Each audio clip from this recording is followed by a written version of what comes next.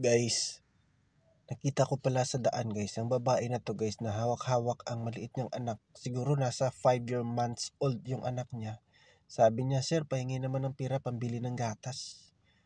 Anong gagawin mo guys kapag ganito ang nanghingi sa inyo guys?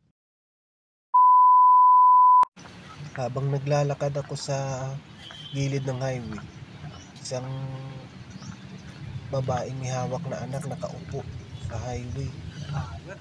Parang may hinihintay siya. Tapos, sinabi niya sa akin na, sir, pahingi naman ng pera pambili ng gatas. Ito guys, oh. Yan, natutulog pang anak niya guys habang karga-karga niya. So, tinanong ko siya, kung may yung dalawang anak sa punta na naglalaro. Iyo ba yun? Siya, oh, sir, kapatid niya. So, meron ka pa bang asawa? Sabi niya, meron. Sabi niya, hindi makahanap ng trabaho yung ko kasi nga bago pa lang kami dito.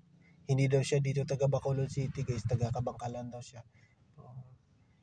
Di ko nga lang alam guys kung ano nga bang gagawin guys kapag ganitong may anak ka, kung makakapaghanap ka pa ng trabaho, may hawak-hawak ka pang anak. So sabi ko sa kanya, meron akong pira dito, 60 pesos. So binigay ko sa kanya kasi nga guys, nahawa kasi ako sa kanya na sa kalagayan niya. Tingnan nyo naman guys, oh. Yung anak niya natutulog pa, tapos nakaupo manghihingi ka ng pera. So kung iisipin mo guys, hindi ka naman makakahanap ng pera, makakahanap ng trabaho kung meron kang dalang anak. So tingin ko yung babae na to, bata pa to, nasa 19, parang ganun. No, 19 to 23 years old to 24. Naisip ko na lang, ba't ganito ang kalagayan nila? Wala na ba silang pamilya na matakbuhan o mag-aalaga sa kanila? Andito na lang sila sa kalye.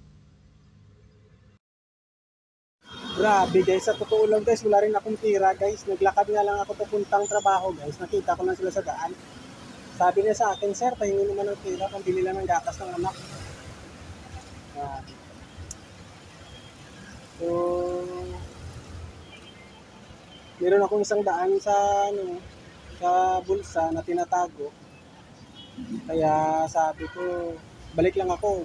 Pasuklihan ko muna kasi wala na akong mabiling ulam mamaya. So ngayon, pinalikan ko. Yung 60 binigay ko sa kayang 20. Sa akin, yung 20 kasi para masakyan, binili ko ng face mask. So 3 pa lang anak niya. Grabe guys. Nakaawa naman talaga mga ganun. But